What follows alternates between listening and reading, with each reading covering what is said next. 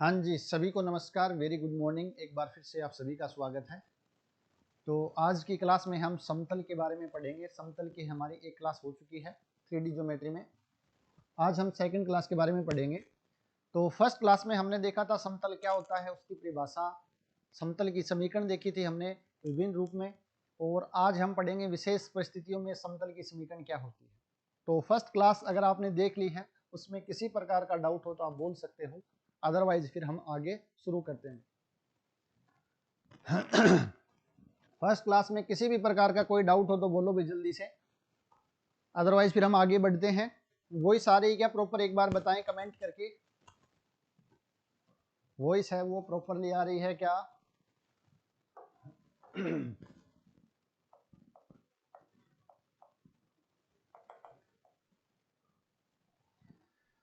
अगर voice proper आ रही है तो रिकॉल कर लेते हैं जो फर्स्ट क्लास में अभी तक हमने पढ़ा है। सबसे पहले समतल की परिभाषा। तो समतल एक ऐसा पृष्ठ या सरफेस होता है जिसके ऊपर कोई भी दो बिंदु लें, उसके ऊपर वॉइस क्लियर नहीं, क्लियर है, क्लियर नहीं है सर। एक बार दोबारा बताओ, अब चेक करके बताओ वॉइस क्लियर है या नहीं है। वॉइस क्लियर नहीं, थोड़ा सा एक बार दोबारा बताओ, हो सकता है ये टच हो रहा हो।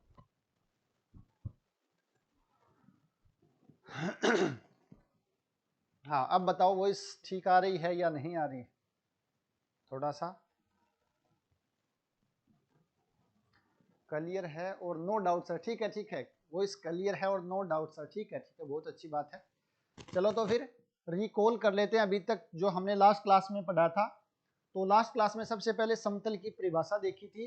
तो समतल एक ऐसा पृष्ठ होता है, ऐसा एक सरफेस होता है जिसके ऊपर कोई भी दो बिंदु आप अपनी मर्जी से लो और उनको मिलाने वाला जो रेखाखंड मिलेगा वो पूरा का पूरा उसी पृष्ठ पे लाई कर जाए।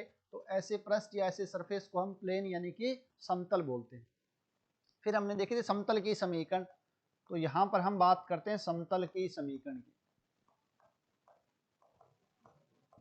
सबसे पहले हमने देखा था कि समतल की समीकरण के लिए हमें क्या चाहिए, हमें एक बिंदु चाहिए जहां से समतल गुजरता है और एक हमें परपेंडिकुलर लाइन चाहिए समतल के, या परपेंडिकुलर वेक्टर चाहिए समतल के, जो उस समतल का अभिलंब यानी कि नॉर्मल कहलाता है। तो अगर हमारे पास दो चीजें हैं, एक बिंदु जहां से समतल गुजरता है और एक समतल के लंबवत एक रेखा हो, तो हम समतल की समीकरण है वो निकाल सकते हैं। और वो समतल की समीकरण हमारे पास वेक्टर फॉर्म में क्या आई थी, R minus A vector dot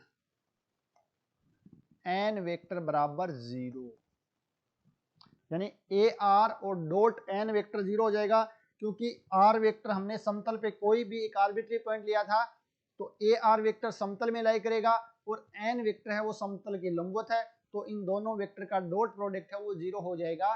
तो यहां से हमने लिखा था R minus A dot N vector, जो आपके पास समतल की कौन सी समीकरण कहलाती है, जो आपके पास वेक्टर फॉर्म कहलाती है, यानी कि सदिश रूप कहलाता है। यह आपके पास सदिश रूप कहलाता है समतल की समीकरण का। नेक्स्ट हमने देखा था जब आर ए और एन की वैल्यू पुट कर देते हैं तो हमारे पास समतल के जो आपके पास क्या आती है, जनरल फॉर्म आती है।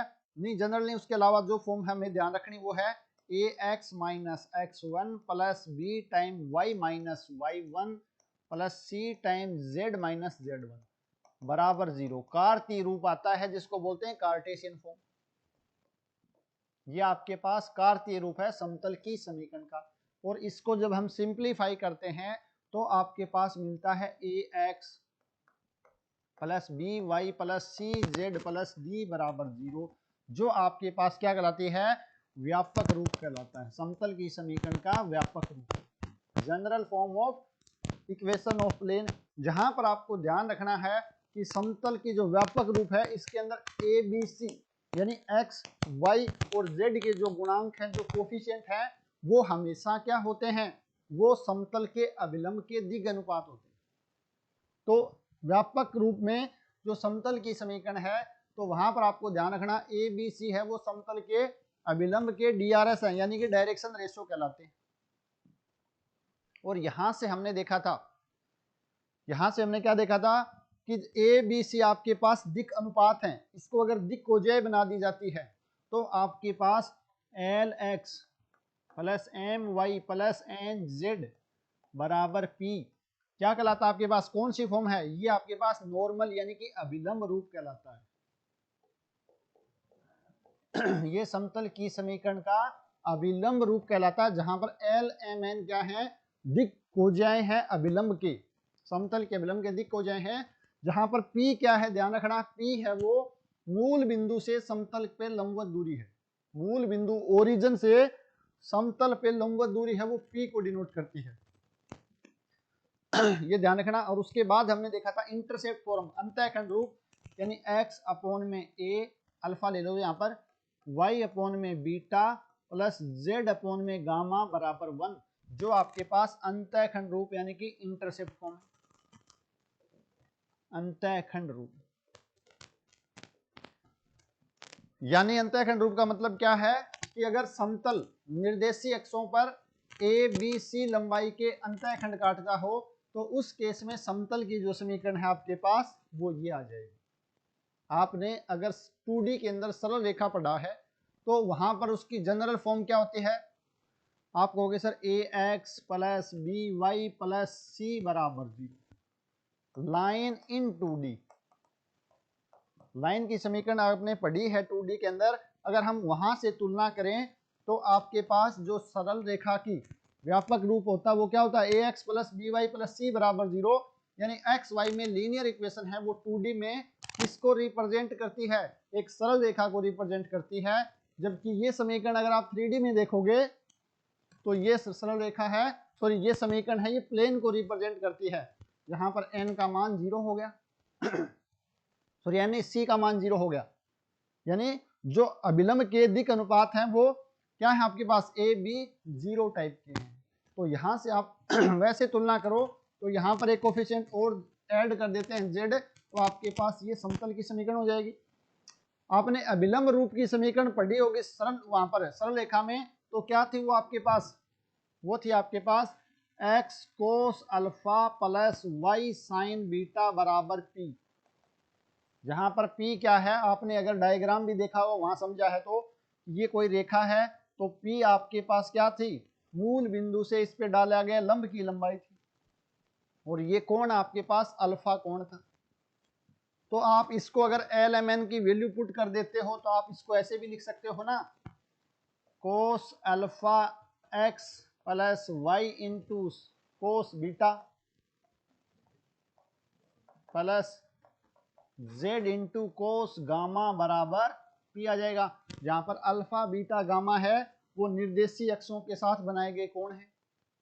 तो यहां पर इससे तुलना करोगे तो आपके पास ये आ जाएगा, और आप देखोगे अगर ये कोण अल्फा है तो ये कोण कितना है, 90 माइनस अल्फा है, तो साइन बीटा की जगह हम कोस 90 माइनस अल्फा भी कर सकते हैं, कोस 90 माइनस अल्फा भी कर सकते हैं। सॉरी ये अल्फा आएगा, भी बीटा नहीं आएगा, ये यहां पर साइन अल्फा है, साइन अल्फा है। और चाहो तो आप इसको क्या लिख सकते हो, कोस की टर्म में लिखना, cos alpha cos 90 minus alpha भी कर सकते हो, क्योंकि वो कोण कितना बना 90 माइनस अल्फा। जबकि यहाँ पर कोस अल्फा बीटा गामा कोण बनाता तो X cos alpha Y cos beta plus Z cos gamma बराबर पी, जहाँ पर पी क्या, लंबवत दूरी। और इसी प्रकार आपने अंतःखंड फॉर्म देखा होगा, तो वो क्या था, एक्स अपॉन में ए प्लस वाई अपॉन में बी, तो इसको भी अल्फा बीटा ले लेते हैं बराबर 1।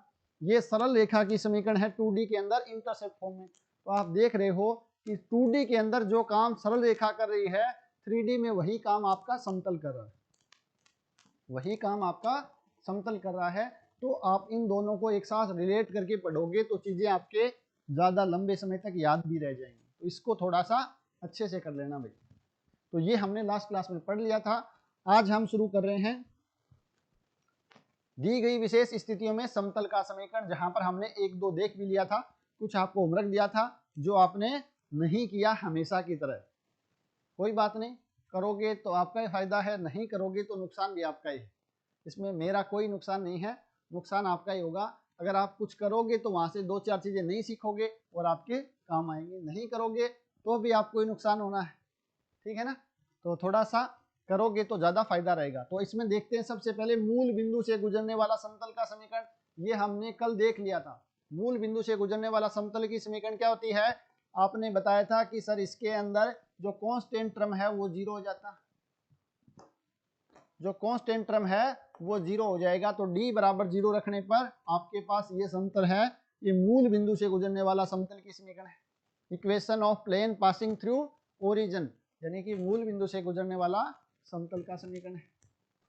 उसके बाद देखा था हमने निर्देशित समतलों का समीकरण, तो यहाँ पर आप चाहो तो लिख सकते हो, तो हमने कल देख लिया था a x plus b y plus C z बराबर जीरो, मूल बिंदु से गुजरने वाला समतल का समीकरण। और ये निर्देशित समतलों का समीकरण, तो कल आपने देखा था एक्स वाई समतल का समीकरण क्या था आपके पास, एक्स वाई समतल का समीकरण निकाला था, जो आपके पास आया था z बराबर जीरो, z बराबर जीरो। और इसी प्रकार अगर आपसे पूछा जाए वाई जेड समतल का समीकरण, तो आप बोल दोगे इसमें x बराबर जीरो हो जाएगा। और इसी प्रकार एक्स जेड समतल का जो समीकरण है वो आपके पास y बराबर जीरो हो जाएगा। हमने देखा था कि मूल बिंदु से गुजरता है और एक्स वाई समतल है, तो z इसके क्या हो जाएगा, अभिलंब का समीकरण हो जाएगा। तो वहां से हमने एक्स वाई समतल का समीकरण निकाला। इसी प्रकार वाई जेड और इसी प्रकार जेड एक्स समतल का समीकरण भी हमने कल देख लिया था। तो यहाँ तक किसी को किसी प्रकार का डाउट नहीं होना चाहिए। उसके बाद देखा था निर्देशित समतलों के समांतर, तो कोई भी हम देख लेते हैं आपके पास ये एक्स वाई और जेड।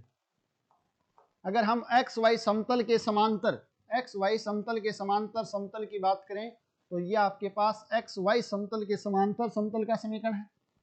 और आप कहोगे ये दूरी कितनी है, तो ये दूरी आप बताओ कितनी, के ले लेते हैं, चलो के दूरी पर एक्स वाई समतल के समांतर होना चाहिए, और उससे के डिस्टेंस पर कोई समतल की समीकरण पूछे आपसे, तो क्या होगा, कैसे निकालेंगे बताओ भाई। आप चाहो तो इस समतल पर कोई भी एक बिंदु ले सकते हो आपकी मर्जी से, क्या होएगा बताओ, ये आएगा एक्स वाई और के। अगर हमें निकालना है एक्स वाई समतल के समांतर समतल का समीकरण, तो एक बिंदु चाहिए, तो इस समतल पर कोई बिंदु लो, एक्स वाई का मान तो कुछ भी आ सकता है बट के है, जेड का जो मान है वो हमेशा के रहेगा। अभिलंब आपके पास कौन सा है, जेड एक्सिस है, तो इसके दिक् अनुपात क्या हो जाएंगे, 0 0 1। और जैसे ही आप लगाओगे 0 इंटू एक्स माइनस, ये तो आपके पास, चलो इसको हम मान लेते हैं x1 y1 मान लेते हैं, क्योंकि हम यहाँ पर x ले रहे तो x1 plus 0 into Y minus y1 plus 1 into Z minus के बराबर 0। और यहां से आप देखोगे तो z बराबर की, ये आपके पास क्या है, कौन से समतल की समीकरण है, जो एक्स वाई के समांतर समतल है। तो यहां से हम लिख सकते हैं, बिल्कुल दिव्यांश शिक्षक बता रहे हैं z बराबर के आएगा, बिल्कुल सही बात है। तो यहां से आप निकाल भी सकते हो, तो एक्स वाई समतल के समांतर,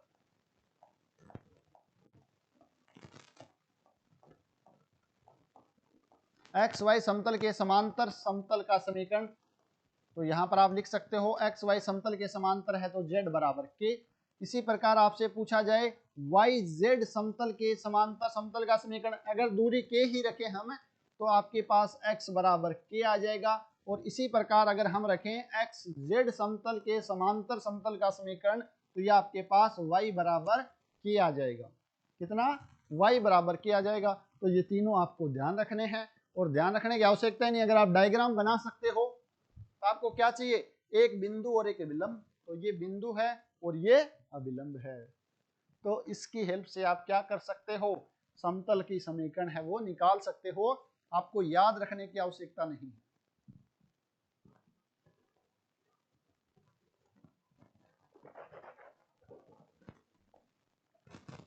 और हमने कल एक चीज और पढ़ी थी, क्या पढ़ा था नोट लगा के, कि निर्देशी अक्षों के समांतर होने का मतलब क्या है, निर्देशी समतलों के लंबवत है, और निर्देशी अक्षों के लंबवत होने का मतलब क्या है, निर्देशी समतलों के समांतर है।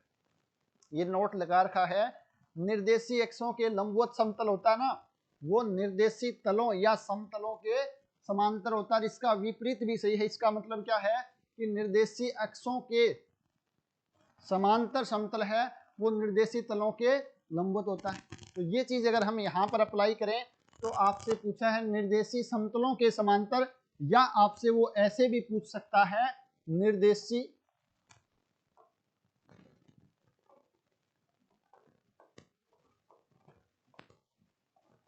निर्देशी अक्षों के लंबवत।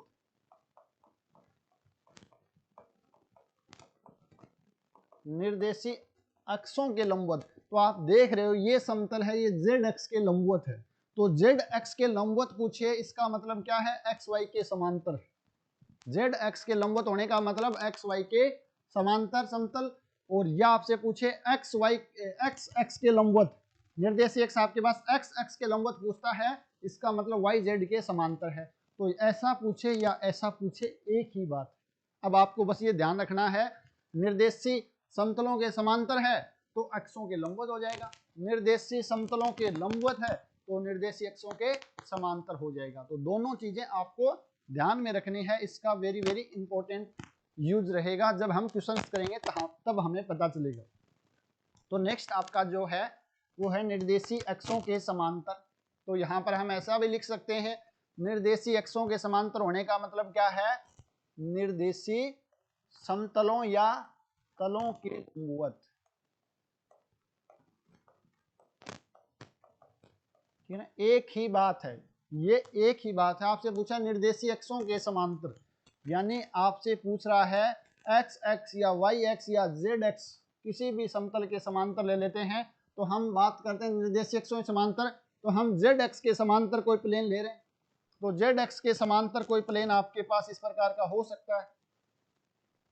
तो जेड एक्स के समांतर है तो आप ये देखोगे इसका अभिलंब है वो नॉर्मल है, वो क्या होगा, वो इसके लंबवत होगा, इसके लंबवत होगा। तो मान लेते हैं, माना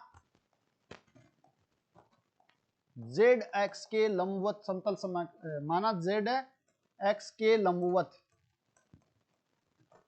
के समांतर, लंबवत नहीं सॉरी समांतर के समांतर, जेड एक्स के समांतर समतल का समीकरण हम मान लेते हैं आपके पास क्या है, a x plus b y plus C Z plus b बराबर 0। मान लेते हैं कि ये समतल का समीकरण जो व्यापक मानना है ये जेड एक्स के समांतर है। अगर ये जेड एक्स के समांतर है तो हमें पता है कि इसका अभिलंब है वो क्या है, हमने ए बी सी लिया है, ए बी सी लिया है, और जेड एक्सिस आपके पास ये है। तो इन दोनों का डॉट प्रोडक्ट 0 होगा क्योंकि लंबवत होंगे, और जेड एक्स के पास आपके पास जो दिग अनुपात होंगे वो क्या होंगे, 0 0 1।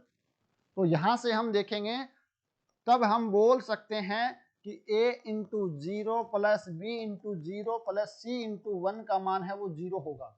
क्यों, क्योंकि n है वो z एक्सिस के क्या होगा, लंबवत होगा। अगर ये हो रहा है तो यहां से हम बोल सकते हैं कि c का मान 0 होगा।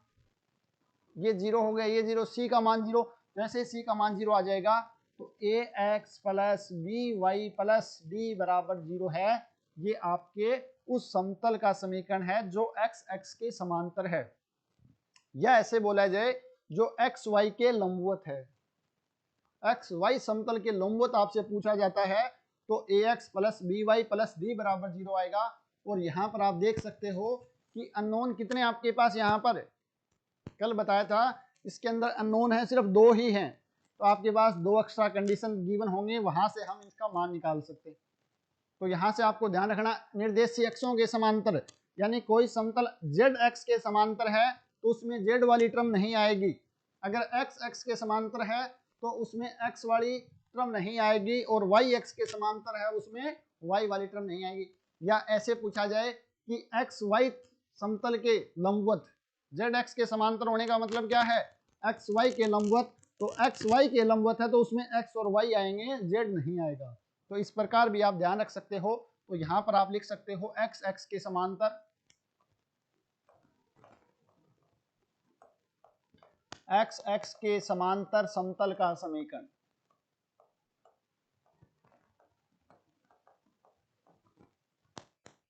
बताओ कितना होगा।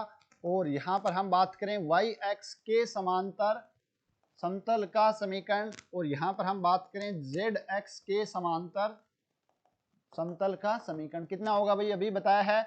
अगर आपसे पूछा जाए XX के समांतर तो x वाला नहीं आएगा, तो ये आ जाएगा BY plus CZ plus D बराबर 0। अगर आपसे पूछा जाए YX के समांतर तो y वाला टर्म नहीं आएगा, AX plus CZ plus D बराबर 0। और आपसे पूछा जाए ZX के समांतर तो ये आपके पास आ जाएगा AX plus BY plus D बराबर 0। अब आपको ये ध्यान में रखने हैं, कैसे आ रहे हैं, रटना नहीं है, कंसेप्ट को समझते हुए चीजें आपको ध्यान में रखनी। एक्स एक्स के समांतर होने का मतलब क्या है, उसका अभिलंब और एक्स एक्स के जो दिग अनुपात हैं, अभिलंब के दिग अनुपात हैं, उनका डॉट प्रोडक्ट 0 होगा। तो वहां से आपके पास क्या हो जाएगा, ए 0 हो जाएगा। तो आपके पास क्या बचेगा, बी वाई प्लस सी जेड प्लस डी बराबर 0। और एक्स एक्स के समांतर होने का मतलब वाई जेड के लंबवत, वाई जेड के लंबवत। तो ये आपको ध्यान में रखना है। यहाँ से डायरेक्ट क्वेश्चन 2-3 पूछे जा चुके हैं, इनको भी हम डिस्कस करेंगे। एक बार हम देख लेते हैं सभी समतलों की समीकरण, उसके बाद हम क्वेश्चन करेंगे तो चीजें हैं वो और ज्यादा क्लियर हो जाएंगी। और वहां पर अगर हमें क्वेश्चन करना है तो क्वेश्चन को शॉर्ट तरीके से किस प्रकार करना है वो शॉर्टकट भी सीखेंगे। अभी तो हम एक बार कंसेप्ट को अच्छे से समझ लेते हैं, ठीक है। तो नेक्स्ट कंसेप्ट हमारा पास है दो समतलों के प्रतिच्छेदन से गुजरने वाला समतल का समीकरण। तो हमारे पास सबसे पहले दो समतल हैं, P1 है A1x B1y plus C1z plus D1 बराबर 0। एंड दूसरा समतल आपके पास P2 है A2x plus B2y plus C2z plus D2 बराबर 0। आपके पास दो समतल हैं और दो समतल जब प्रतिच्छेद करते हैं तो हमें क्या मिलती है भाई, हमने देखा था जब दो समतल प्रतिच्छेद करते हैं तो हमें मिलती है एक सरल रेखा। तो इस सरल रेखा को कंटेन करने वाला समतल कितने होते हैं, आप कहोगे सर ये तो इनफाइनाइट होते हैं, जो इस सरल रेखा को कंटेन करते हैं इनफाइनाइट समतल होंगे। तो हमें निकालना इनफाइनाइट समतल, तो हमें क्या करना है, P1 एवं P2 से गुजरने वाला समतल समीकरण, P1 और P2 के प्रतिच्छेदन, P1 एवं P2 के प्रतिच्छेदन से गुजरने वाला समतल का समीकरण कितना हो जाएगा भाई, ए प्रतिच्छेदन से गुजरने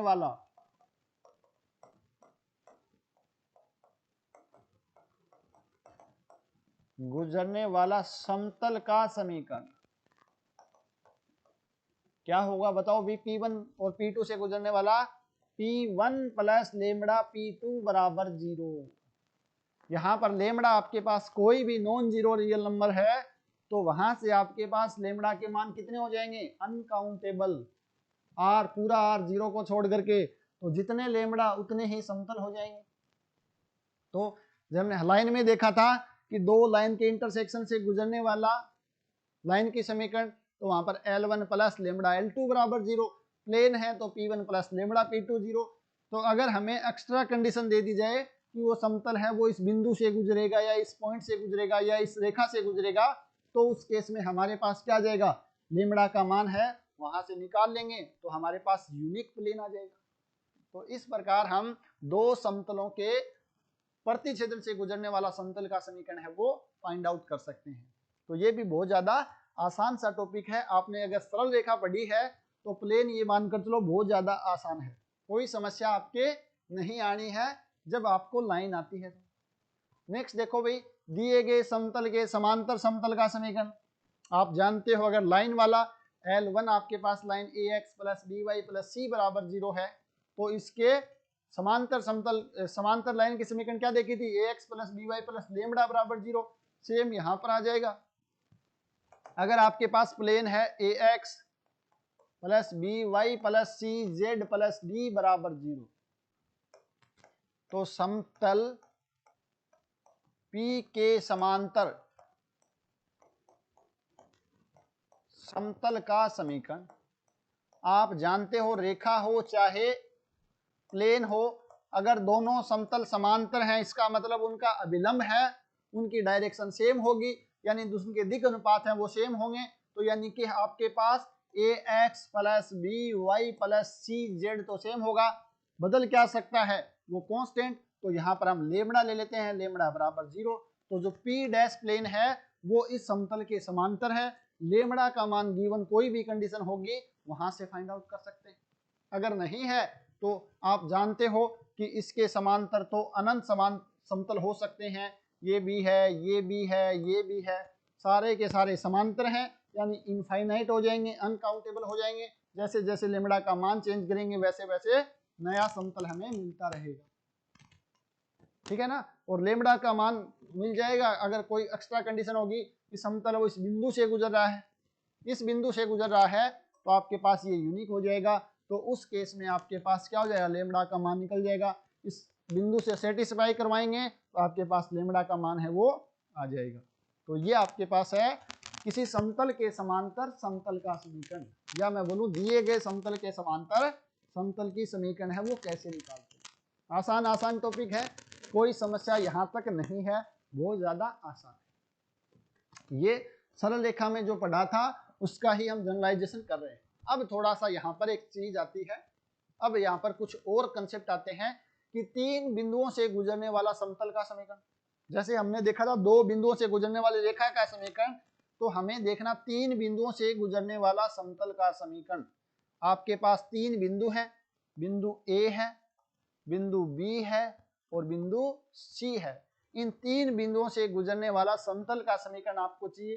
तो मैंने आपको क्या बताया था, जब भी समतल का समीकरण आपको निकालना है तो आपके दिमाग में दो ही चीजें आनी चाहिए।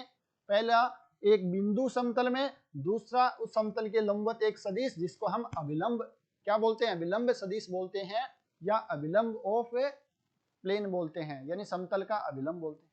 दो चीजें चाहिए। तो हमें एक वेक्टर चाहिए एन वेक्टर और एक बिंदु। तो बिंदु तो आपके पास ये हो गया ए बिंदु, ये बिंदु हमने मान लिया कि इस ए से गुजरती है। अब हमें क्या चाहिए, एक परपेंडिकुलर वेक्टर चाहिए। तो आप कहोगे सर आप ऐसा करो ना, ए बी वेक्टर और ए सी वेक्टर ले लो। ए बी और ए सी वेक्टर इस समतल के अंदर है, और दो वेक्टर अगर एक समतल में है या कैसे भी हो उनके लंबवत वेक्टर हमें चाहिए। तो आप कहोगे सर वो तो हम जानते हैं, ए बी क्रॉस ए सी ले लो। आप सभी जानते हो कि दो वेक्टर ए और बी वेक्टर हैं, उन दोनों के लंबवत वेक्टर तो ए क्रॉस बी से मिलता है। तो ए बी क्रॉस ए सी आपके पास एन वेक्टर मिल गया, ये बिंदु मिल गया। दूसरा काम क्या करते हैं हम, यहाँ पर अपनी मर्जी से कोई एक बिंदु लेते हैं आर, तो आपके पास ये आ जाएगा R vector, sorry A are vector. तो यहाँ पर आप देखो एन वेक्टर मिल गया है ए बी क्रॉस ए सी, आपके पास आर ये हो गया। देन आप बोलोगे ए आर है वो लंबवत है एन वेक्टर के, जो सबसे पहले हमने देखा था, यानी आर माइनस ए वेक्टर है डॉट प्रोडक्ट ए बी यानी बी माइनस ए क्रॉस सी माइनस ए हो जाएगा। तो ये आपके पास क्या है, बराबर 0। डॉट प्रोडक्ट क्या होगा, 0। This implies A R dot N vector बराबर 0। हमें क्या करना है, हमें तो दो वो चाहिए वेक्टर जिनका डॉट प्रोडक्ट 0 हो जाए, लंबवत है तो हमने यहां से मान रखा और हमारे पास चीजें हैं वो आ गई हैं, सही है ना। तो क्या करना, हमें एक पॉइंट देखना है और एक अभिलंब सदिश निकालना है। तो यहां से हमने अभिलंब सदिश निकाला, ये हमारा पॉइंट था, तो हम यहां से ऐसे कर सकते हैं। अब इसको अगर हमें लिखना, ये वेक्टर फॉर्म में, अगर हमें इसको लिखना है कौन सी फॉर्म में, कार्टेशियन फॉर्म में, तो आप इसको कार्टेशियन फॉर्म में कैसे लिख सकते हो बताओ भाई। आर माइनस ए, ये क्या आपके पास बॉक्स प्रोडक्ट है, और बॉक्स प्रोडक्ट को मैट्रिक्स की फॉर्म में लिख सकते हैं। अगर बिंदु ए के कोऑर्डिनेट x1 y1 z1 है, बी के कोऑर्डिनेट x2 y2 z2 है और सी के कोऑर्डिनेट x3 y3 z3 हैं, तो आपके पास जो समतल की समीकरण x minus x1 y minus y1 z minus z1 हो जाएगा। इसी प्रकार b माइनस ए, तो ये आपके पास x2 minus x1 y2 minus y1 z2 minus z1। c minus a का मतलब है x3 minus x1 y3 minus y1 और z3 माइनस z1 बराबर 0। तो ये आपके पास कौन सी फॉर्म में है, ये आपके पास सदिश रूप में है, ये आपके पास सदिश रूप है और ये आपके पास कार्तीय रूप है। ये आपके पास कार्तीय रूप है। कोई समस्या यहाँ तक? सबसे जो बेसिक हमने पढ़ा था, सबसे पहली क्लास में पढ़ा था कि समतल की समीकरण के लिए एक बिंदु चाहिए और एक हमें अभिलंब सदिश चाहिए। तो हमें निकालना है, हमें जो भी चीजें दी गई है कैसे भी करके हमें क्या चाहिए, एक नॉर्मल वेक्टर मिल जाए और एक बिंदु मिल जाए। तो हम इस प्रकार लिख सकते हैं, या हम क्या करेंगे, इसको शॉर्ट में अगर क्वेश्चन को करना है तो अगर हमें एन वेक्टर निकाल लिया है, जैसे ही एन वेक्टर निकाल लिया है तो हम क्या कर देंगे, a x plus b y plus C Z plus D बराबर 0 अभिलंब का सदिश है, अभिलंब का सॉरी उसका समतल का समीकरण है। ए बी सी हमें मिल गया पता। अब हमें ये समतल का समीकरण है तो बिंदु ए इसके अंदर है, बी भी है, सी भी है, तो इसे संतुष्ट करवा देंगे तो आपके पास डी का मान आ जाएगा। जैसे ही हमें यहाँ से संतुष्ट करेंगे, ए से गुजरता है तो जैसे इसको सेटिस्फाई कराओ डी का मान निकाल लो, तो हमें ये कैलकुलेशन है वो नहीं करनी पड़ेगी। हम एन वेक्टर तो निकालना पड़ेगा, ये सर हाँ एन वेक्टर तो हमें निकालना पड़ेगा। उसके बाद ये डायरेक्ट लिखो, इस बिंदु से गुजरता है तो सेटिस्फाई करवाओ और आपके पास डी का मान आ जाएगा, तो आपके पास उस समतल का समीकरण आ जाएगा। तो इस प्रकार हम शॉर्टकट से भी कर सकते हैं, ये हम शॉर्टकट यूज लेंगे। अब इसको एक तरीके से और भी समझ सकते हैं, इसको एक तरीके से और भी समझ सकते हैं कि अगर कोई समतल है वो 3 बिंदुओं से गुजरता है, कोई समतल आपका 3 बिंदुओं से गुजरता है, ए बी और सी 3 बिंदुओं से गुजरता है, तो इसको हम एक तरीके से और भी समझ सकते हैं। कौन सा तरीका अभी बताओ? सबसे पहले हमें आर्बिट्री पॉइंट तो लेना ही लेना है, उसके बिना तो एक्स वाई जेड नहीं आएगा, तो आपके पास कोई समतल की समीकरण आएगी नहीं। तो हमें क्या करना, देखो हमारे पास 3 वेक्टर हैं, ए आर, ए बी और a c. A are vector, A B vector और ए सी वेक्टर 3 वेक्टर हैं और तीनों वेक्टर एक ही समतल में स्थित हैं, यानी कोप्लेनर हैं। और आप एक चीज जानते हो, 3 वेक्टर समतलीय होंगे, 3 सदिश समतलीय हैं। तो मैंने आपको क्या बताया था, एक चीज पढ़ी थी हमने वेक्टर में भी और यहां पर भी, जिस दिन हमने सबसे पहले वेक्टर के बारे में पढ़ा था कि 3 सदिश समतलीय हैं, तब हम क्या लिख सकते हैं, या 3 वेक्टर अगर कोप्लेनर वेक्टर हैं, कोप्लेनर हैं, तो उनका बॉक्स प्रोडक्ट 0, बिल्कुल अक्षय नागर जी बोले बॉक्स प्रोडक्ट 0 हो जाएगा, तो उनका बॉक्स प्रोडक्ट 0 होगा। 3 सदिश समतलीय हैं, 3 सदिश ए बी सी आपके पास ले लेते हैं, यहाँ पर समतलीय हैं, तो ए बी सी का बॉक्स प्रोडक्ट 0 होगा। तो यहाँ पर आपके पास ए आर वेक्टर है, ए बी वेक्टर है, ए सी वेक्टर है, इनका बॉक्स प्रोडक्ट 0 हो गया। तो आप चाहो तो ये भी देख सकते हो, ये तो यही तो है, ये आपके पास क्या है, ए आर, ये आपके पास ए आर वेक्टर है, ये आपके पास ए बी वेक्टर है, ये आपके पास ए सी वेक्टर है, इनका बॉक्स प्रोडक्ट 0 हो गया।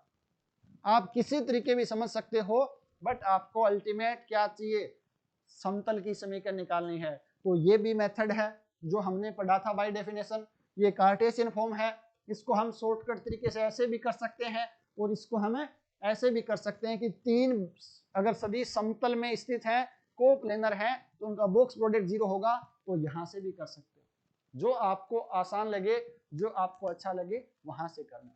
बट मेन चीज आपको कंसेप्ट समझ में आना चाहिए, क्योंकि कई बार क्वेश्चन अगर हमें पूछता है तो वो हमें इसको सोल्व करने की आवश्यकता ही नहीं पड़ेगी, हमें तो ये पता होना चाहिए, ये डायग्राम आपके दिमाग में होना चाहिए, 3 बिंदु हैं तो ऐसे ऐसे है, एन वेक्टर है वो कैसे निकाल सकते हैं, अगर ये आपके दिमाग में है तो आप उस क्वेश्चन को बिना सोल्व किए भी निकाल सकते हैं, ठीक है ना। तो वो चीजें हम क्वेश्चन करेंगे तब वहां से हमारे और ज्यादा क्लियर होंगे। तो हम आगे बढ़ते हैं, बताओ भाई यहां तक कोई डाउट हो तो। बॉक्स प्रोडक्ट 0 बिल्कुल मीनू शेखावत बोले बॉक्स प्रोडक्ट 0 होगा, तो एक बार मुझे बता दो यहां तक किसी प्रकार का कोई डाउट है क्या आपके, कमेंट करके सभी साथी।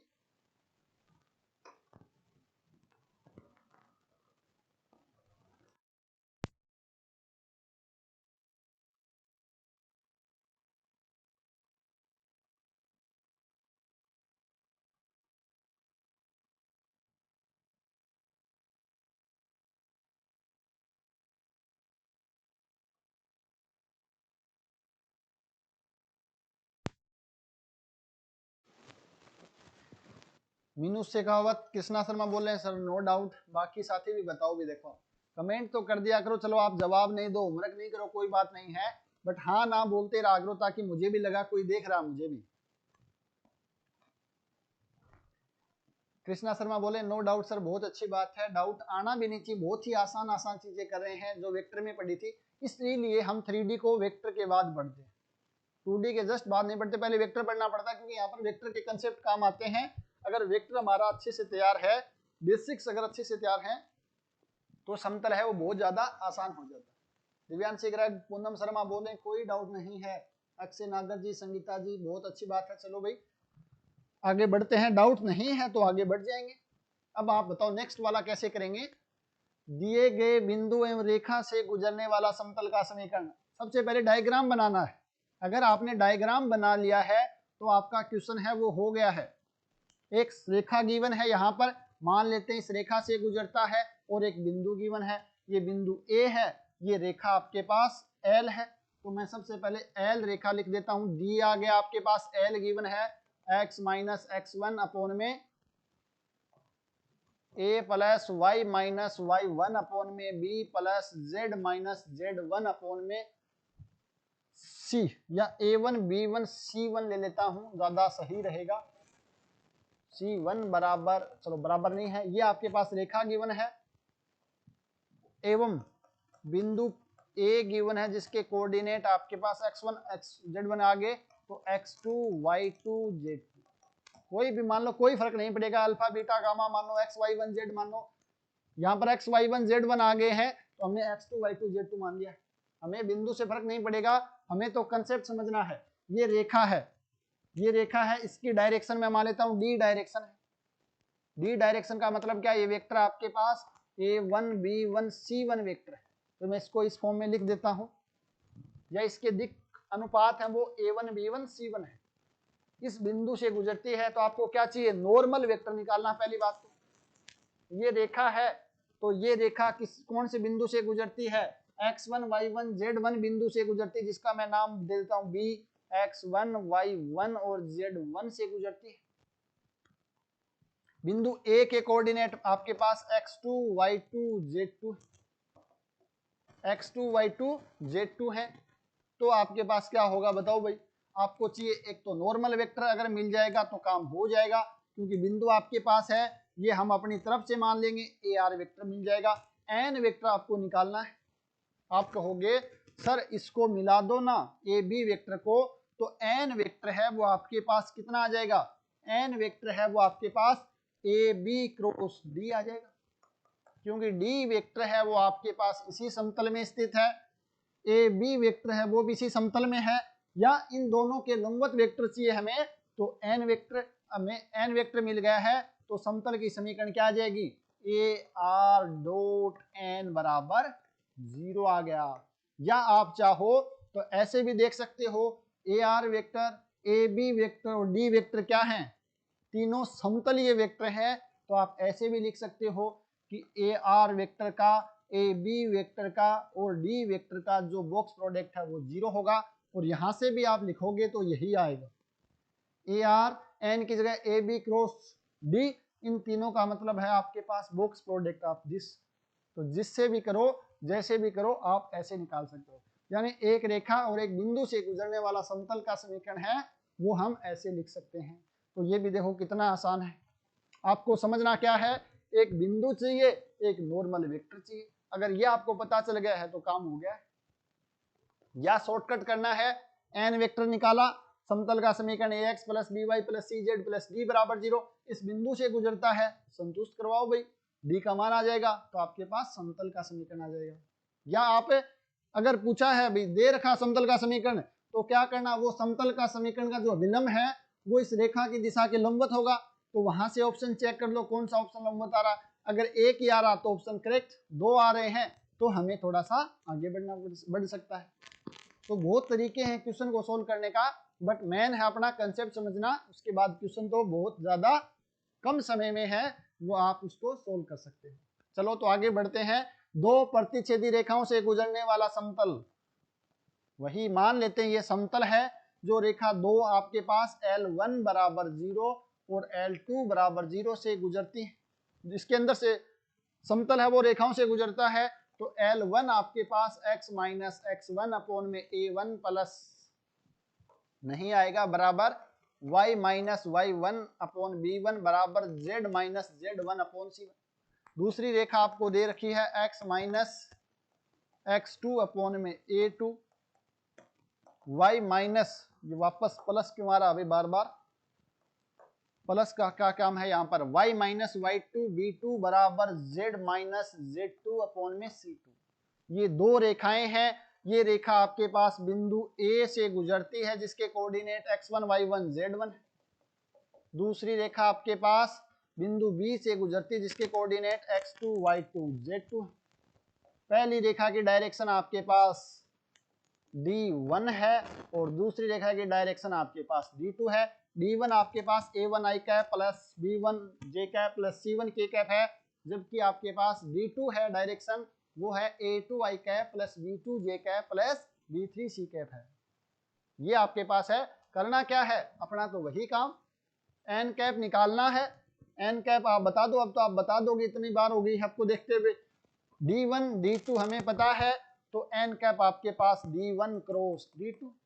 ये आपके पास बिंदु A लो चाहे B लो, तो आप यहां से R वेक्टर आपको लेना आपकी मर्जी से, तो डायरेक्ट आप लिख सकते हो कि AR वेक्टर है वो n के लंबवत होगा। दिस इंप्लाइज AR वेक्टर है वो लंबवत होने का मतलब क्या है, D1 क्रॉस D2, n का मान रखा बराबर 0, और ये आपको बताता है box product AR D1 D2 बराबर 0। और आप देख सकते हो D1 D2 और AR वेक्टर समतलीय वेक्टर हैं, तो इनका बॉक्स प्रोडक्ट है वो 0 हो जाएगा। ठीक है ना। तो ये आपके पास दो प्रतिच्छेदी रेखाओं से गुजरने वाला समतल का समीकरण है। आप कहोगे सर समतल अगर रेखाएं हैं वो प्रतिच्छेदी नहीं है, समांतर हो तो क्या करोगे, दो समांतर रेखाओं से गुजरने वाला समतल का समीकरण वापस वही रेखाएं आपके पास L1 बराबर 0 और L2 बराबर 0 जो पीछे थी वो नहीं हो सकती हैं। क्यों नहीं हो सकती हैं, चलो मैं यहाँ पर वेक्टर फॉर्म में लिख देता हूँ, क्योंकि वहां पर तो हमने उनकी जो डायरेक्शन है वो अलग अलग ली थी। समांतर है तो डायरेक्शन सेम होंगी, तो मैं इसको लिख देता हूँ r minus a dot d बराबर 0 और L2 आपके पास r minus a1 a2 dot d बराबर 0। यहाँ पर a1 a2 दो रेखाएं हैं आपके पास, ये वाली रेखा L, यहाँ पर a पॉइंट है जिसका कोऑर्डिनेट x1 y1 z1, दूसरा आपके पास बिंदु है B x2 y2 z2। रेखा दोनों की डायरेक्शन दोनों की सेम ही है, डी डी, डायरेक्शन दोनों रेखाओं की सेम ही है। अब हमें क्या करना है, डायरेक्शन सेम होगी तो डी क्रॉस डी तो कर नहीं सकते हैं, तो हमें चाहिए n वेक्टर। तो क्या होगा बताओ, एक वेक्टर हम हमारी मर्जी से मान लेते हैं r वेक्टर, हमारी मर्जी से r वेक्टर माना तो AR तो ठीक है, बट हमें क्या चाहिए, हमें n चाहिए। तो यहां पर आप n देखोगे तो कितना आ जाएगा, आप कहोगे सर a और b बिंदु हैं तो इन दोनों को मिला लेते हैं, तो AB क्रॉस D या D क्रॉस AB, ये क्या होगा, इस समतल के लंबवत होगा, इन दोनों के लंबवत है, ये दोनों समतल में है, तो आपके पास n है वो क्या हो जाएगा, इन दोनों के लंबवत हो जाएगा। तो यहां से आप AR डॉट n वेक्टर बराबर 0, ये वापस समतल के समीकरण, या आप चाहो तो AR इसका मान रखेंगे तो ये AR D और AB बराबर 0, या आप ऐसे देख सकते हो AR वेक्टर AB वेक्टर और D वेक्टर समतलीय हैं तो उनका बॉक्स प्रोडक्ट 0 हो जाएगा। कितना आसान है, कितनी चीजें आसान है। तो अब आपको बस ये देखना है कि अभिलंब कैसे निकाला जा सकता है, या आप ऐसे देख सकते हो कि तीन वेक्टर अगर समतलीय हो जाएंगे तो हम बॉक्स प्रोडक्ट 0 कर देंगे, जो आपको अच्छा लगे वैसे आप कर सकते हो। तो दो रेखा समांतर हो, उससे गुजरने वाला समतल का समीकरण, एक बिंदु एक रेखा से गुजरने वाला समतल का समीकरण, दो प्रतिच्छेदी रेखाओं से गुजरने वाला समतल का समीकरण, तीन बिंदुओं से गुजरने वाला समतल का समीकरण, ये हम इस प्रकार निकाल सकते हैं।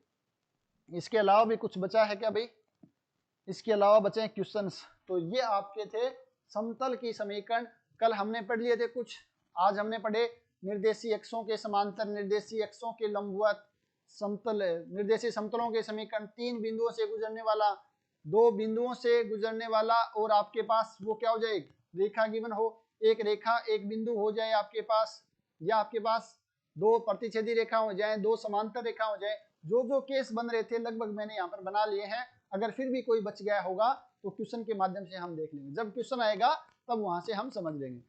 इतना कंसेप्ट आप समझने के बाद, ये चीजें समझ ली हैं तो वह आसानी से आप कर सकते हो। करना क्या है, करना आपको एक ही काम है जो मैंने आपको फर्स्ट क्लास में बताया था। एक बिंदु चाहिए, एक आपको नॉर्मल वेक्टर चाहिए। एक बिंदु और एक नॉर्मल वेक्टर चाहिए, उनका डॉट प्रोडक्ट जीरो करना है, समतल की समीकरण आ जाएगी। कई कई केस में, एक या दो केस में आपको समतल की व्यापक समीकरण ध्यान में होना चाहिए, वहां पर कुछ कंडीशन अप्लाई करके वहां से कर सकते हैं। जैसे हमने देखा था इंटरसेप्ट फॉर्म अंतःखंड रूप, तो हमने निर्देशी वो एक्सों पर अल्फा बीटा गामा के अंतःखंड काटता है, तो हमने उन बिंदुओं से सेटिस्फाई करा दिया था व्यापक रूप को, तो वहां से आपके पास इंटरसेप्ट फॉर्म आ गई। तो आपको दो ही चीजें ध्यान में रखनी है, या तो बिंदु और नॉर्मल वेक्टर मिल जाए तो डॉट प्रोडक्ट जीरो कर दो, या व्यापक समीकरण लिखो और जो जो कंडीशन गिवन है उनको संतुष्ट करा दो, तो आपके पास तीन अननोन वहां से उनका मान निकल जाएगा। तो ये छोटा सा कंसेप्ट है समतल की समीकरण का। अब हम वन बाय वन करके क्वेश्चंस देखते हैं, तो आपके चीजें हैं वो और ज्यादा क्लियर हो जाएंगे। बताओ भाई पहला क्वेश्चन,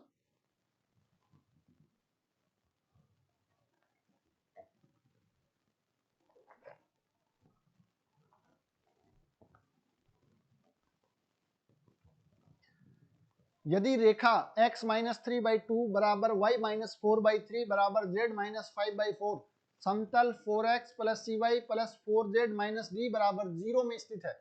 ये आपके पास रेखा इस समतल में स्थित है, ये समतल है आपके पास, ये रेखा स्थित है। तो आप क्या कहोगे कि इसका अभिलंब, पहली बात तो आप कहोगे कि इसका अभिलंब और इसका जो डायरेक्शन है उनका डॉट प्रोडक्ट जीरो होगा। तो इसका डायरेक्शन अभिलंब के जो आपके पास है 4c4, जो अभिलंब के डायरेक्शन रेशियो है वो क्या है आपके पास 4c4, और इस रेखा की जो डायरेक्शन है वो 2c4 है, 234 है। तो इनका डॉट प्रोडक्ट जीरो, तो 4 दूनी 8 प्लस 3c प्लस 4 चौक 16 बराबर 0।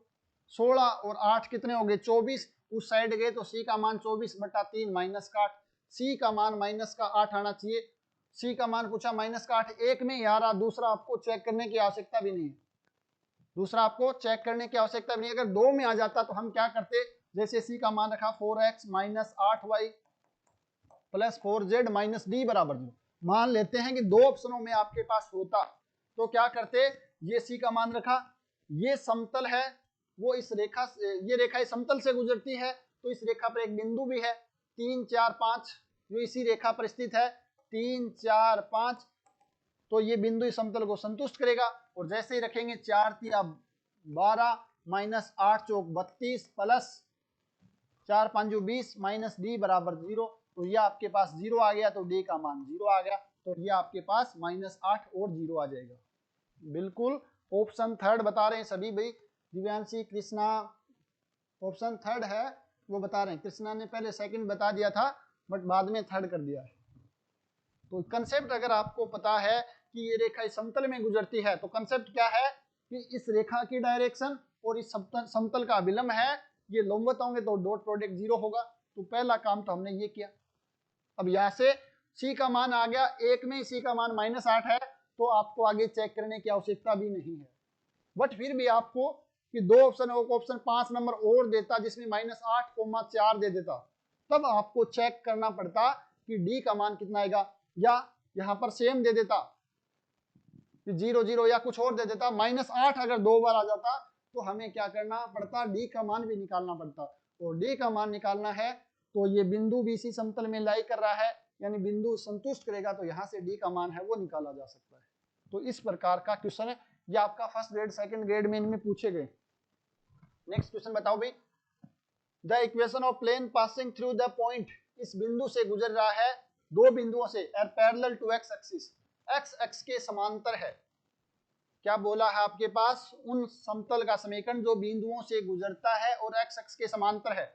अगर इस टाइप का क्वेश्चन आता है, कोई भी करो, समतल नहीं कि कोई भी करो गिवन हो, गोला गिवन हो, बेलन गिवन हो, कुछ भी गिवन हो कि इन बिंदुओं से गुजरता है, तो पहला काम आपको क्या करना है, उन बिंदुओं को सेटिस्फाई करना है। अगर मोस्टली केस में क्या होगा, इन दोनों को सेटिस्फाई करने वाला आपको एक ही मिलेगा, तो आपको कुछ करने की आवश्यकता ही नहीं होगी। तो पहला इसको शॉर्टकट तरीका है सबसे, वो ये है कि इस बिंदु से पास होगा, तो पहले में रखा दो -3 प्लस 1 बराबर 2। कितना हो गया ये? 3 - 3 0 बराबर 2 कभी नहीं आ सकता है, ऑप्शन नहीं होगा। सेकंड ऑप्शन आपके पास 2 तिया 6 प्लस 4 तिया 12 बराबर 1 कभी सॉरी ये आपके पास 4 तिया 12 नहीं है, 2 तिया 6 ये z का मान आपके पास 4 बराबर 1 कभी नहीं होगा, नहीं होगा। y का मान रखा 3, z का मान रखा आपके पास 1, तो 4 - 7 बराबर 0। ये कर रहा है तो ये हो सकता है, एक बार हो सकता है। नीचे वाला और देखते हैं, y का मान रखा 1, z का -3 -2 ये 0 के बराबर कभी नहीं हो सकता, तो सिर्फ ऑप्शन थर्ड है वही इसको सेटिस्फाई कर रहा है, तो ऑप्शन थर्ड है वो करेक्ट ऑप्शन हो जाएगा। बाकी चेक ही नहीं करना कुछ भी। अगर आपको ये पता है कि कोई भी करो इस बिंदुओं से गुजरता है, इसका मतलब उसको संतुष्ट करेगा। हमने सिर्फ एक देखा, हो सकता है एक से दो समान आ जाते, दूसरे बिंदु चेक कर लेते उन दोनों में, तो आपको बाकी कुछ भी नहीं करना। तो ये क्वेश्चन है वो सबसे आसान क्वेश्चनों की श्रेणी में आते हैं कि कोई करो है वो इन बिंदुओं से गुजरता है। ठीक है ना। अब कंसेप्ट समझते हैं कि पूछ क्या रहा है। ये बोल रहा है इन बिंदुओं से गुजरता और x x के समांतर है। तो कोई समतल अगर x x के समांतर होता है तो हमने बताया था कि उसका समीकरण क्या होता है, x x के समांतर होता है तो by plus C Z plus D बराबर 0। अगर x x के समांतर है तो हमने कहा था कि उसका x कोऑर्डिनेट है, उसका जो गुणांक है वो 0 हो जाएगा। ये हमने लिखा था, अगर आपको ध्यान हो 16 नंबर पेज है ये, तो आपने सबसे पहले ये लिखा था निर्देशी एक्सों के समांतर, निर्देशी एक्सों के समांतर ये लिखा था। जेड एक्स के समांतर है तो जेड नहीं आएगा, एक्स एक्स के समांतर है तो एक्स नहीं आएगा। ये चीजें हमने देखी थी। तो क्वेश्चन में यही पूछा है कि एक्स एक्स के समांतर है तो आपके पास ये आ जाएगा। अब आपके पास कितने अननोन हैं? सिर्फ 2 ही अननोन हैं। मैंने बताया था ना बी का भाग देकर के। अब ये इनको संतुष्ट करते हैं तो ये मान रखा, ये मान रखा, तो आपके पास बी सी डी का मान आ जाएगा और समतल की समीकरण आ जाएगी। बट इतना हमें करना नहीं है। अगर ये सब्जेक्टिव क्वेश्चन होता है तब तो हम इसको कंसेप्ट से करेंगे भी ये पूछा गया है और ये ऐसा होगा। बट हमें तो उत्तर निकालना है, ऑब्जेक्टिव क्वेश्चन है तो शॉर्टकट तरीके से ही करना है। आया समझ में? जनरल कैसे करना है और शॉर्टकट कैसे करना है वो आपने देखा होगा। नेक्स्ट क्वेश्चन देखो भाई। ये क्वेश्चन वैसे तो हम जो सबसे पहले 2 क्लास ली थी ना जिसके अंदर हमने बेसिक्स पढ़े थे वहां से भी कर सकते हैं, तो वहां इस क्वेश्चन को डाला नहीं तो यहां पर डाल दिया। देखो, the sum of coordinate of a point lying in Y Z plane is 8। तो पहले तो मैं डायग्राम बना लेता हूं, थोड़ा सा ज्यादा सही रहेगा। ये डायग्राम है वो थोड़ा सा इसको सही रहेगा। ठीक है, ये x, ये y और ये आपके पास z। ये क्या बोल रहा है कि वाई जेड प्लेन में कोई पॉइंट लाई कर रहा है, उनके कोऑर्डिनेट का सम है वो 8 है। तो ये आपके पास वाई जेड है। अगर मैं आप कोई सॉरी क्या हुआ भाई, हाँ, ये आपके पास कोई बिंदु में मान लेता हूं P बिंदु है जिसके कोऑर्डिनेट x y z है। तो y z कोऑर्डिनेट में क्या होगा 0 y z, यानी y प्लस z का मान कितना आना चाहिए 8 आना चाहिए। फिर बोल रहा है it distance from X Z plane, X Z plane से डिस्टेंस, ये एक्स जेड प्लेन है, is thrice of its distance from X Y plane. तो पहले मैं देख लेता हूं यहां पर इस बिंदु के जो निर्देशांक है वो कितने आ जाएंगे, एक्स जेड प्लेन में आ जाएंगे एक्स वाई 0 और आपके पास एक्स वाई 0 नहीं, एक्स जेड प्लेन है तो इसके कोऑर्डिनेट हैं वो आपके पास एक्स 0 जेड और ये आपके पास आ जाएंगे एक्स वाई 0। अब क्या बोल रहा है, ये बोल रहा है पहले तो ये देखो y प्लस जेड का मान 8 आना चाहिए, y प्लस जेड का मान है वो 8 आना चाहिए। तो y प्लस जेड का मान 8 बताओ भाई, इन दो में आ रहा है, ये दो तो आपके डिस्कार्ड हो गए। y जेड प्लेन में कोई बिंदु है तो उसका कोऑर्डिनेट इस प्रकार का होगा, उनका सम 8 है तो y प्लस जेड का मान 8 तो दो में ही आ रहा। अब ये क्या बोल रहा है, ये आपके पास बिंदु हो सकता है 0 6 8, दो बिंदु 0 6 8 6 2, या बिंदु हो सकता है 0 2 6, यही तो हो सकता है ना, उसके अलावा तो हो ही नहीं सकता। अब ये क्या बोल रहा है कि its distance from X Z plane, X Z plane से जो डिस्टेंस है, एक्स जेड प्लेन से डिस्टेंस आपके पास देखो कितनी होगी। मैं इस बिंदु को ले लेता हूं, ये बिंदु आपने लिया ना, इन दोनों में देख लेते हैं। पहले इसको देखते हैं, एक्स जेड प्लेन से जो डिस्टेंस है इसकी क्या होती है डिस्टेंस, बताओ भी। आपके पास डिस्टेंस क्या होती है, एक्स जेड से डिस्टेंस का मतलब कौन सा है, इसका मतलब वाई वाला कोऑर्डिनेट, ये 6 आ जाएगी। ये बोल रहा है बाद में एक्स वाई प्लेन से डिस्टेंस, एक्स वाई प्लेन से डिस्टेंस यानी कि आपके पास कौन सा जेड कोऑर्डिनेट, ये 2 आ गया, ये 6 आ गया और ये 2 आ गया। अगर ये बिंदु लेते हैं तो क्या बोल रहा है, it's distance from X Z plane, X Z से प्लेन की डिस्टेंस है वो एक्स वाई प्लेन की थ्राइस है, 2 3 6, बिल्कुल सही है। तो बिंदु 0 6 2, सॉरी 0 6 दोनों ही होगा, ये आपके पास कोई एक्स कोऑर्डिनेट होगा, ये तो आपके पास कोई एक्स जनरल कोऑर्डिनेट होगा, बट ये हम मान लेते हैं, हाँ ये 0 6 2 तो यहाँ पर आएगा, जबकि यहाँ पर x 6 2 आएगा, x 6 2 आएगा, बट हमें x का तो कोई काम ही नहीं पड़ रहा, यहाँ पर y और z का ही काम पड़ रहा है, तो ये 2 3 6 3 गुना आ रहा है, मतलब ये पॉइंट है बिल्कुल सही है। अगर ये नहीं होता तो दूसरे को चेक करते, तो हमें ज्यादा कुछ करना नहीं है, डायरेक्ट बेसिक अगर चीजें क्लियर है तो हम इस क्वेश्चन को आसानी से कर सकते हैं, इस क्वेश्चन को आसानी से कर सकते हैं। तो इस प्रकार ये क्वेश्चन है वो आसानी से सोल्व हो जाएगा, बिल्कुल ऑप्शन बता भी दिया है, थर्ड ऑप्शन है वो सही, थर्ड नहीं होगा इसमें भी सेकंड होगा, थर्ड कैसे बताया आपने, इसमें तो सेकंड होगा, X Z plane is thrice, 3 गुना है एक्स जेड प्लेन से डिस्टेंस, एक्स जेड प्लेन से डिस्टेंस तो आपके पास क्या होती है वाई कोऑर्डिनेट बताता है, तो 6 आपका इसमें ऑप्शन सेकंड है वो करेक्ट होगा। अभी एक बार दोबारा चेक करें जिसने ऑप्शन थर्ड बताया, मीनू शेखावत, कृष्णा शर्मा, एक बार दोबारा चेक करें, इसमें ऑप्शन सेकंड है वो करेक्ट होगा। नेक्स्ट क्वेश्चन देखो, समतल दे रखा आपके पास, इस निम्नलिखित में कौन सी रेखा निहित है, इस समतल में कौन सी रेखा निहित है, ये समतल है यानी कि आपके पास ये समतल का अभिलंब है, अभिलंब के आपके पास दिग अनुपात 1 2 -1। आपसे पूछा है कि ये समतल की समीकरण दे रखी है, पूछा है इस समतल में कौन सी रेखा लाई कर रही है, तो आपको एक चीज पता है, क्या पता है कि अगर समतल में कोई भी रेखा लाई करेगी तो उसका डायरेक्शन रेशो होंगे और अभिलंब के डायरेक्शन रेशो होंगे, उनका डॉट प्रोडक्ट 0 आएगा, उनका डॉट प्रोडक्ट 0 आएगा। तो सबसे पहला काम हमें यही चेक करना कि डॉट प्रोडक्ट किस किस के साथ 0 आ रहा, तो r बराबर ये आपके पास डायरेक्शन है, ये डायरेक्शन, तो पहले इसके साथ देखा तो 2 -2 -4 0 नहीं आ रहा, नहीं हो सकता। ये देखा 2 + 2 -4 0 आ रहा है, हो सकता है। ये रखा आपने 2 + 2 + -4, ये तो सेम ही है ना, ये तो सेम ही है, ये 2 हो सकते हैं, ये वाला अलग आ गया आपके पास, चेक करो 2 - 2 + 4 नहीं आ रहा, तो ये 2 तो नहीं हो सकते हैं, सिर्फ ये 2 हो सकते हैं। अब हमें क्या करना है, 2 में से एक छांटना है, तो सरल रेखा किस बिंदु से गुजरती है, इस बिंदु से गुजरती है, ये बिंदु आपके पास 1 1 0 है, ये आपके पास 0 1 1 है। क्या करना है, संतुष्ट करवाना है, कौन सा संतुष्ट करता है इसको, जैसे ही हमने रखा बिंदु ये वाला, ये r का मान कितना है, x i cap plus y j cap plus z k cap रखा, तो यहाँ पर मान रखा तो 1 प्लस यहाँ रखा 2, ये 0 हो जाएगा बराबर 3, 3 बराबर 3 आ रहा, मतलब संतुष्ट कर रहा है, तो ये आपके पास सही हो जाएगा। इसको रख के देखो 0 1 1, तो यहाँ पर रखा तो ये 0 हो जाएगा, प्लस 2 -1 बराबर 3 आ रहा, क्या 1 बराबर 3, ये नहीं आ रहा है, तो ये संतुष्ट नहीं कर रहा, तो ये नहीं होगा, तो ये 3 डिस्कार्ड हो गए, बचा आपके पास only second option is correct option हो जाएगा। बिल्कुल अक्षय नागर जी, कृष्णा शर्मा बोले सेकंड ऑप्शन हो जाएगा। तो कंसेप्ट अगर आपको पता है तो इसमें आपको कुछ भी नहीं करना, आपको एक तो ये देखना है इसके अंदर है तो इस रेखा की डायरेक्शन और इसके समतल के विलंब है वो दोनों क्या होंगे, लंबवत, तो डॉट प्रोडक्ट 0 करना है, वहां से 2 ऑप्शन डिस्कार्ड हो गए।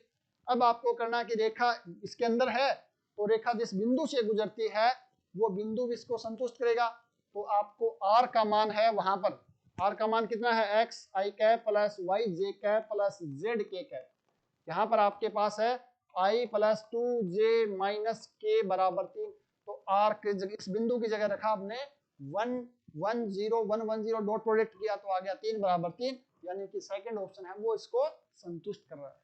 तो अगर 2 मिल गए तब तो बिंदु की आवश्यकता पड़ी, अगर ये और कुछ अलग होता है इन दोनों में से एक, तो आपके पास एक ही बचता, फिर आप वैसे इस बिंदु की आवश्यकता भी नहीं पड़ती, ठीक है ना। तो इस प्रकार हम इन क्वेश्चनों को आसानी से सोल्व कर सकते हैं। तो आज टाइम हो गया है, कुछ क्वेश्चंस है या आप देख लीजिए, इनको आपको सोल्व करना होमवर्क है। अगर नहीं होते हैं तो हम नेक्स्ट क्लास में इनको सोल्व कर लेंगे। ये पीडीएफ में अपलोड कर दूंगा, आप देख लो क्वेश्चन एक बार। ये इक्वेशन है प्लेन की विच पैरेलल टू स्ट्रेट लाइन, सरल रेखा के समांतर समतल की समीकरण आपको निकालनी है। तो बताना क्या होगा नेक्स्ट आपके पास, द इक्वेशन ऑफ प्लेन, समतल की समीकरण which cut equal intercept of unit length on the axis, यानी एक्सिस पर सेम यूनिट यानी इकाई लेंथ के इंटरसेप्ट काटता है, तो समतल की समीकरण क्या होगी। बहुत ही आसान क्वेश्चन है ये। बाकी क्वेश्चन भी आप देख लो एक बार, या तो आप स्क्रीनशॉट ले लेना या मैं पीडीएफ आपको सेंड कर दूंगा। ये होमवर्क करने सभी को। नेक्स्ट क्वेश्चन ये आपके पास, एक ये वाला है, एक ये क्वेश्चन है, नेक्स्ट ये है, नेक्स्ट ये। तो ये कुछ क्वेश्चंस थे जो हमने RPSC first grade, second grade या कुछ इंपॉर्टेंट एग्जाम में पूछे गए थे, वो मैंने यहाँ पर इंक्लूड करने का प्रयास किया है। तो इन क्वेश्चनों को अगर आप आसानी से कर लोगे तो जो जो चीजें अभी तक हमने पढ़ी हैं वो सारे कंसेप्ट क्लियर हो जाएंगे। ये पूछ रखा है इक्वेशन ऑफ प्लेन कंटेनिंग, इस सरल रेखा को कंटेन कर रहा है, इस बिंदु को कंटेन कर रहा है, तो आपको क्या बताना है, उसे समतल की समीकरण निकालनी है। ये बिंदु को कंटेन कर रहा है तो सबसे पहले इस बिंदु को ही क्या करवाएंगे, सेटिस्फाई करवा के देख लेंगे। बट ये तो सेटिस्फाई एक ही करेगा, ये नहीं कर सकता है, ये नहीं कर सकता है। 7 - 7 ये 0, ये 7 0 0 0, ये क्या आ रहा है, तो ये हो सकता है या ये हो सकता है। हमें चेक करना है, इस रेखा से गुजरता है तो हमें क्या करना है, रेखा से गुजरता है तो हमें उसकी डायरेक्शन कोसाइन वाला, वो लंबवत वाला कंसेप्ट लगाना है। तो ऑप्शन सी आ जाएगा। कितना आसान क्वेश्चन पूछे गए हैं, बट हम ज्योमेट्री के नाम से ही डर लगता है। अगर ज्योमेट्री को विजुलाइज करके समझेंगे तो सबसे आसान टॉपिक है वो ज्योमेट्री है, चाहे 2D हो चाहे 3D हो, सबसे ज्यादा आसान टॉपिक है। तो ये था भाई आपका ज्योमेट्री का प्लेन की सेकंड क्लास। नेक्स्ट क्लास में हम मिलते हैं इसी समय पर। तो तब तक कोई भी डाउट हो, कोई क्वेश्चन में डाउट आ रहा हो, खुद को करना, होमवर्क करना है ये, या किसी कंसेप्ट समझ में नहीं आया हो तो आप नेक्स्ट क्लास में बता सकते हो, उसको दोबारा देख लेंगे। अदरवाइज हम नेक्स्ट क्लास में आगे पढ़ेंगे बिंदु और समतल, समतल और समतल, रेखा और समतल, ये 3 टॉपिक है। बिंदु और समतल के बीच में क्या क्या रिलेशन हो सकता है, 2 समतलों से हमें क्या क्या रिलेशन मिलते हैं, एक रेखा और समतल का आपस में क्या रिलेशन होता है, तो इनके बारे में पढ़ेंगे और उसके बाद आपका समतल है वो कंप्लीट हो जाएगा। ठीक है, उम्मीद है आपको सब चीजें आसानी से समझ आ रही हैं। फिर भी डाउट हो तो आप बोल सकते हो। तो आज टाइम थोड़ा ज्यादा हो गया है, तो मिलते हैं कल इसी समय पर। तब तक आप सभी को बहुत बहुत धन्यवाद।